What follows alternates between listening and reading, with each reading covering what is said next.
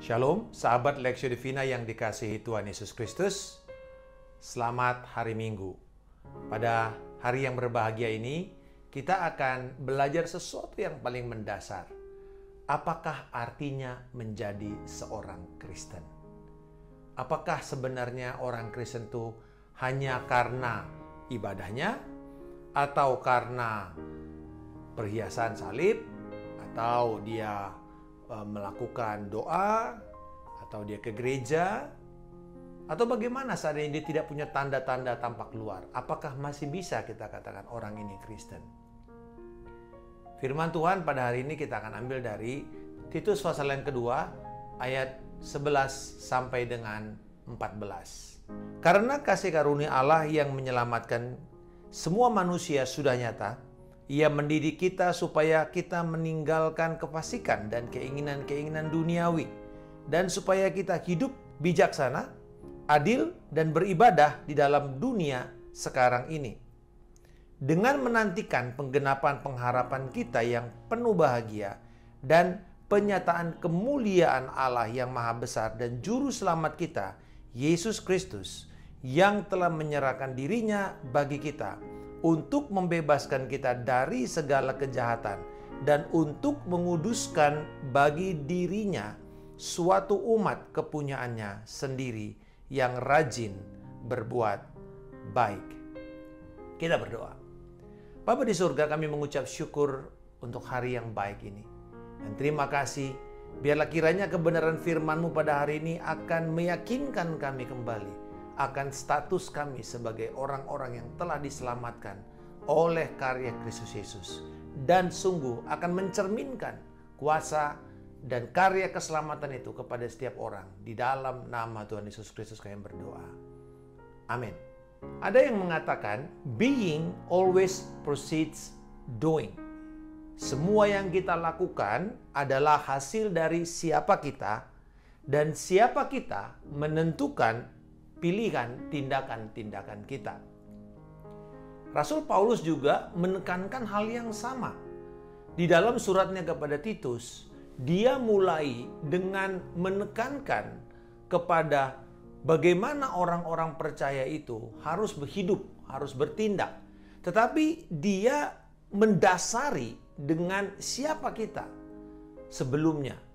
Dan ini menarik sekali karena berita kekristenan bila disederhanakan adalah ini: Allah menyelamatkan manusia dari dosa. Di 1 Timotius pasal yang kedua ayat 4 dikatakan Allah yang menghendaki supaya semua orang diselamatkan dan memperoleh pengetahuan akan kebenaran.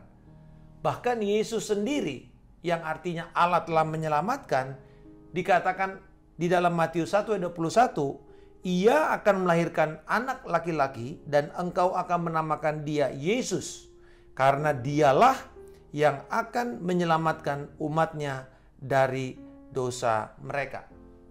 Teks Rasul Paulus kepada Titus didahului dengan nasihat-nasihat kepada berbagai kelompok umur dan sosial. Orang tua, baik laki-laki perempuan, orang-orang muda, dan bahkan budak, para majikan. Kenapa? Karena Allah menghendaki kuasa keselamatannya didemonstrasikan di dalam dan melalui hidup orang-orang yang telah menerima anugerah keselamatannya. Fransiskus dari Assisi, satu kali dia mengajak muridnya untuk pergi.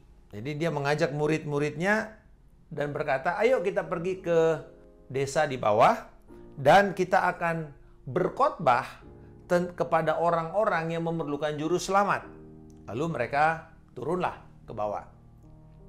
Sewaktu mereka sampai di gerbang kota, kemudian mereka menunduk dan berbicara kata-kata yang ramah kepada seorang laki-laki yang lumpuh yang ada di pintu gerbang kota itu. Lalu kemudian mereka mengeluarkan air dan memberikan dia minum, lalu kemudian memberikan beberapa koin untuk dia makan. Kemudian mereka masuk dan dia lihat ada anak-anak, sekelompok anak-anak sedang bermain bola di lapangan. Lalu akhirnya dia mengajak murid-muridnya, ayo kita main bola sama-sama anak-anak ini. Lalu mereka main, dan sebuah suasana yang begitu riang sekali. Dan mereka menikmati waktu, dan anak-anak itu senang sekali bermain dengan orang-orang yang baru ini. Tapi pada waktu mereka bermain, mereka memperhatikan bahwa ada seorang janda yang kesepian, yang ada dan menonton mereka dari jendela rumahnya. Dan kemudian akhirnya mereka setelah selesai bermain, Fransiskus Assisi mengajak murid-muridnya untuk pergi dan mengunjungi wanita ini. Lalu kemudian memberikan kata-kata yang membangun, mendorong, dan setelah itu dia berdoa buat wanita tua ini. Turun dari rumah itu, dia lihat ada anak muda yang sedang ketakutan, bersembunyi di tempat gelap. Lalu akhirnya Fransiskus Assisi mendekati dan mengatakan apa yang terjadi. Lalu bilang bahwa dia sedang ketakutan terhadap masa depan dia.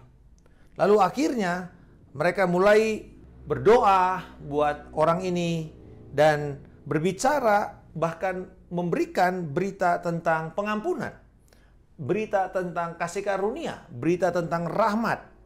Dan akhirnya mereka mendorong anak muda ini untuk pergi dan bekerja kembali, menjadi produktif untuk melewati masa depannya. Dan pada waktu mereka akan keluar dari kota itu, mereka melihat ada satu warung kecil, dan dia kemudian menyapa pemilik warung itu dan tanya bagaimana keadaan keluarganya. Lalu kemudian dia berkata bahwa terima kasih untuk kesetiaan Bapak yang bekerja begitu keras dan menjadi berkat kepada kampung tersebut. Akhirnya setelah selesai semua, Fransiskus Assisi berkata kepada murid-muridnya, ayo sekarang kita kembali ke tempat tinggal kita. Yang herannya, para murid-murid ini mulai keheranan dan berkata, loh Pak, kita belum berkhotbah Injil sama sekali. Kapan kita berkhotbah?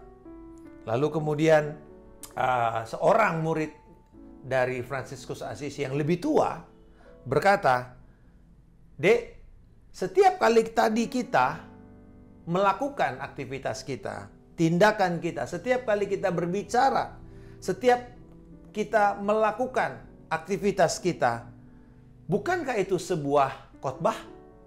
Bukankah itu telah menjadi sebuah berita Injil kepada mereka? Tentu sahabat sekalian, ada yang akan berkata, Pak, kalau belum kita beritakan Injil lalu menantang mereka untuk terima Yesus, maka sebenarnya kita belum memberitakan Injil. Tapi sebenarnya dari definisi yang saya sampaikan tadi, bahwa orang Kristen itu bukan hanya orang yang menerima karunia keselamatan, tetapi mereka diminta oleh Allah untuk mendemonstrasikan karya keselamatan itu dan kemudian membuat anugerah keselamatan itu diterima oleh banyak orang. Dan ini sebenarnya merupakan kombinasi antara preaching the gospel dan serving the gospel melalui social works.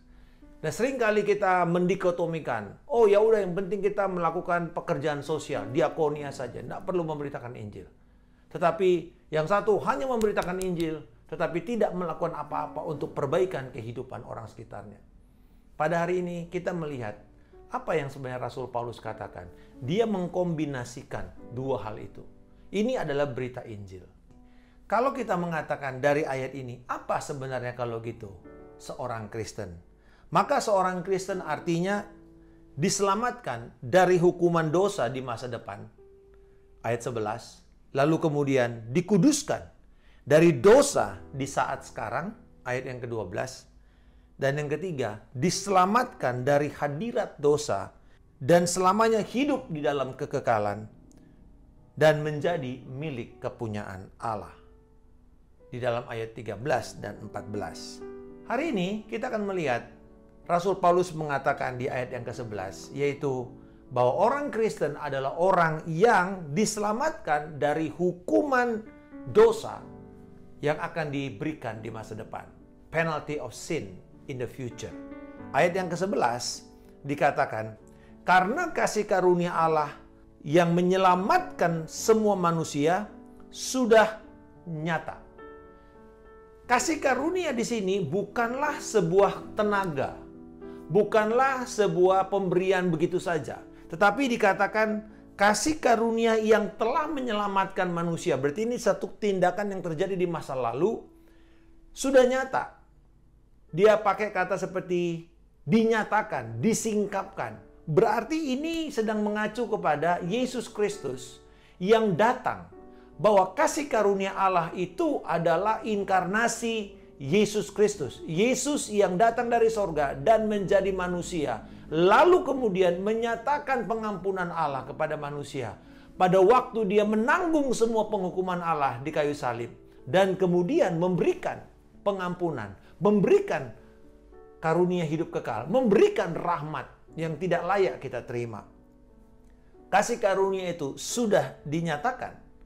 Jadi yang pertama, kita diselamatkan dari hukuman dosa.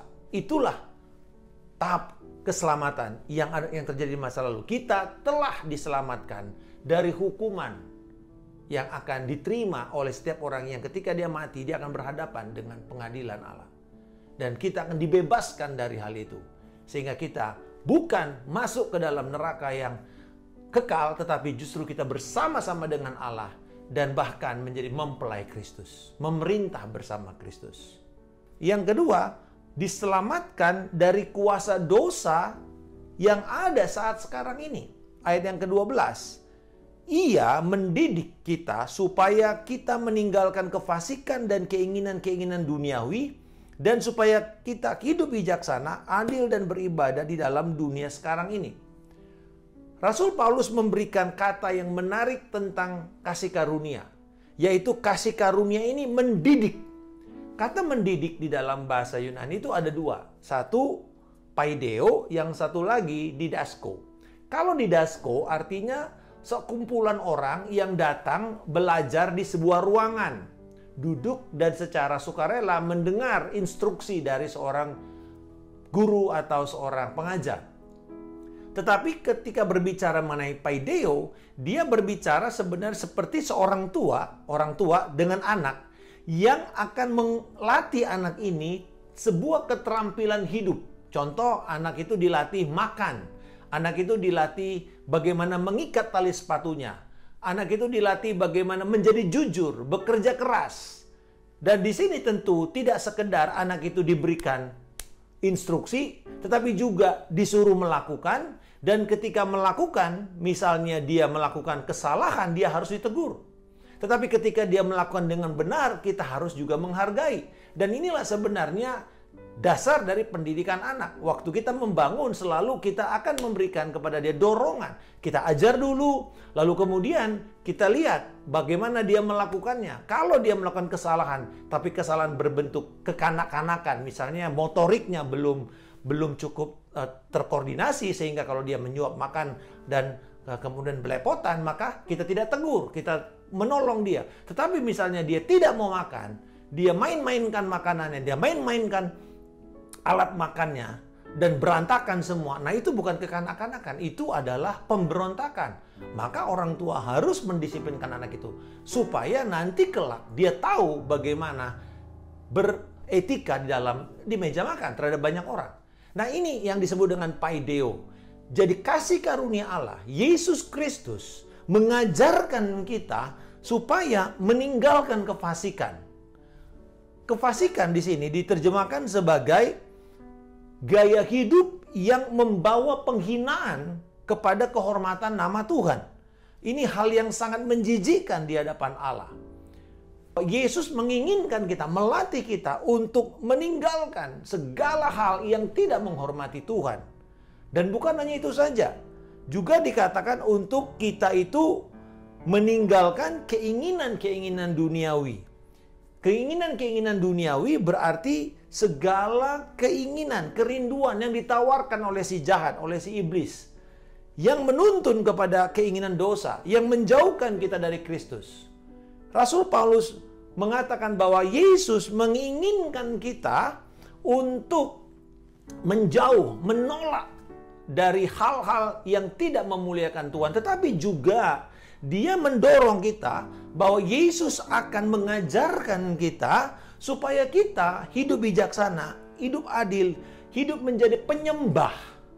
Penyembah-penyembah yang menyembah Allah dalam roh dan kebenaran. Menyembah untuk memuliakan, meninggikan Dia.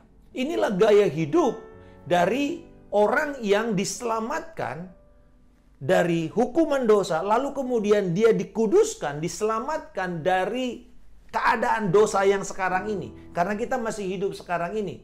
Dan kasih karunia Allah menolong kita menjadi umat yang disucikan, umat yang dikuduskan.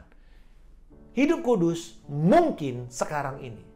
Bukan oleh kekuatan kita, tetapi oleh Yesus. Itu sebabnya kalau kita tidak minta Yesus mengajar kita lewat firman-Nya, menghabiskan waktu di dalam bersekutu, membangun relasi, dalam doa, dalam penyembahan, sangat mustahil kita bisa bertahan dan menolak, mampu menolak kefasikan atau keinginan-keinginan duniawi. Kita pasti akan jatuh. Tetapi bila kita di dalam pekerjaan, di dalam aktivitas kita, apapun kita, siapapun kita, maka kita akan minta Yesus mengajar kita. Alkitab berkata bahwa Tuhan melatih tangan kita untuk berperang. Dengan kata lain, Dia terlibat setiap hari untuk menolong kita menang. Dan kabar baiknya, kita adalah orang-orang yang sudah menang di dalam Kristus Yesus. Lalu yang ketiga, yang terakhir, bahwa kita bukan hanya diselamatkan dari hukuman dosa, kita bukan hanya dikuduskan dari dosa sekarang ini, tetapi juga kita akan diselamatkan dari kehadiran dosa yang kekal, dan kemudian kita selamanya akan menjadi milik kepunyaan Tuhan, yang dikatakan rajin berbuat baik, yang dikatakan kehidupan kita ini bebas dari dosa, bebas dari kejahatan, dan kemudian dikuduskan. Ini memperlihatkan akan masa depan. Jadi kalau yang pertama diselamatkan dari hukum dosa itu masa lalu dikuduskan dari kuasa dosa sekarang, maka yang ketiga ini berbicara tentang pengharapan yang akan terjadi di masa depan. Karena dikatakan bahwa dengan menantikan penggenapan pengharapan kita yang penuh bahagia dan penyataan kemuliaan Allah yang maha besar dan juru selamat kita, Yesus Kristus, yang telah menyerahkan dirinya bagi kita untuk membebaskan kita dari segala kejahatan dan untuk menguduskan bagi dirinya suatu umat kepunyaannya sendiri yang rajin berbuat baik. Ternyata bahwa masa depan kita itu menentukan. Jadi kita percaya dari ayat ini bahwa kalau sebagai orang yang sudah diselamatkan, orang Kristen, maka kita harus memiliki pemahaman masa depan kita itu menentukan tindakan kita sekarang ini. Apa yang kita punya di masa depan. Siapa kita di masa depan? Yaitu kita ini sedang menantikan Yesus dimuliakan. Dan ketika nanti kedatangan Kristus yang kedua kalinya dimuliakan, kita akan dimuliakan bersama-sama dengan Yesus. Ketika Yesus memanggil kita di awan kemuliaan, kita diangkat, kemudian kita mendapatkan mahkota kemuliaan. Kita tahu bahwa kita bersama dengan Allah. Dan kita akan menjadi milik kepunyaan Allah selama-lamanya. Kita dibebaskan dari kehadiran dosa. Tidak ada lagi di muka kita dosa diizinkan hidup. Wah, luar biasa sekali. Dan inilah menjadi orang Kristen. Menjadi milik kepunyaan Allah selama-lamanya. Dan karena itu, tujuan Allah dalam hidup kita ini senantiasa harus kita selaraskan dengan kehidupan kita. Kita ini tidak lagi hidup seenaknya. Sebagai orang Kristen, hidup kita bukan lagi kita, tetapi Kristus di dalam kita. Hidup yang kita miliki inilah hidup oleh karena iman kepada Yesus Kristus. Dan di dalam ayat 14, Rasul Paulus ini memberikan sebenarnya alasan dan kenapa kita diselamatkan dan apa tujuannya kita diselamatkan. dikatakan dalam ayat 14, yang telah menyerahkan dirinya bagi kita untuk membebaskan kita dari segala kejahatan dan untuk menguduskan bagi dirinya satu umat, kepunyaannya sendiri yang rajin berbuat baik. Paulus mengatakan bahwa juru selamat kita, Yesus Kristus, telah menyerahkan dirinya untuk menggenapi semua keselamatan itu. Paket komplit dari keselamatan itu. Bukan cuma kita dibebaskan dari hukuman dosa di masa lalu, tetapi juga kita dikuduskan untuk hidup sekarang ini, dan di masa depan kita mendapatkan kemuliaan dan tidak lagi ada di dalam kebinasaan. Pengorbanan Yesus untuk mencapai keselamatan yang menyeluruh ini, semua itu dilakukan oleh Yesus Kristus. Dan apapun yang kurang dari firman ini, apapun yang kurang dari pengajaran ini, berarti pengajaran yang disampaikan itu tidak menghormati pengajaran Allah dan Juru Selamat kita, Yesus Kristus. Bila ada yang mengatakan, oh kamu jadi orang Kristen, ya cukup datang aja, minta maaf sama Tuhan, lalu berdosa terus setiap hari. Ya nggak apa-apa, nanti minta ampun lagi. Itu artinya kita menyalahgunakan kasih karunia. Kita hidup menjadi orang yang durhaka. Atau yang mengatakan, kalau kamu udah diselamatkan, kamu nggak boleh ini, kamu nggak boleh ini, kamu nggak boleh ini. Menjadi legalistik. Menjadi orang yang sangat kaku. Dan berusaha menjauhkan diri dari semuanya. Tetapi kehidupannya tidak menjadi cermin. Apa yang kita harus lakukan? Seperti Fransiskus Assisi tadi. Kita setiap hari, setiap langkah, setiap kata, itu menjadi pemberitaan kabar baik dari Yesus Kristus yang sudah menyelamatkan kita kepada orang-orang yang memerlukan pengampunan, anugerah, dan rahmat dari Tuhan kita, Yesus Kristus. Sahabat sekalian, dan saya percaya bahwa di ayat 14 ini dikatakan Dia membebaskan kita dari segala kejahatan, menguduskan kita bagi dirinya satu umat kepunyaannya yang rajin berbuat baik. Kata ini mengandung kekuatan yang datang dari dalam, zeal yang rajin, yang bersemangat untuk berbuat baik. Sebelumnya kita hidup di bawah kuasa dosa. Dan kuasa dosa itu yang mendorong kita untuk berbuat segala macam yang jahat dan tidak menghormati Tuhan. Tapi sekarang ini, Rasul Paulus memberikan kepada kita sebuah dorongan. Bagaimana kita didorong oleh semangat yang dari dalam. Yaitu semangat kehidupan baru dari Yesus Kristus. Dan ini berarti seperti kehidupan lama itu didesak untuk kemudian dia terbuang, dan kehidupan baru itu yang keluar, yang telah dibebaskan dari dosa, yang kudus dan yang rajin berbuat baik. Dan ini dilakukan setiap hari menjadi gaya hidup setiap orang Kristen. Ada sebuah ilustrasi yang sangat menarik sekali dari pohon ek di Texas. Disebut sebagai pohon ek yang hidup karena pohon ini walaupun musim dingin, yang kebanyakan semuanya daun-daun pohonan itu gugur. Tapi pohon ini tetap hijau. Walaupun dia bukan pohon dari kelompok pinus. Kita tahu seperti pohon cemara. Itu kuat untuk melewati musim dingin sehingga dia evergreen. Sebagai pohon Natal kita pakai.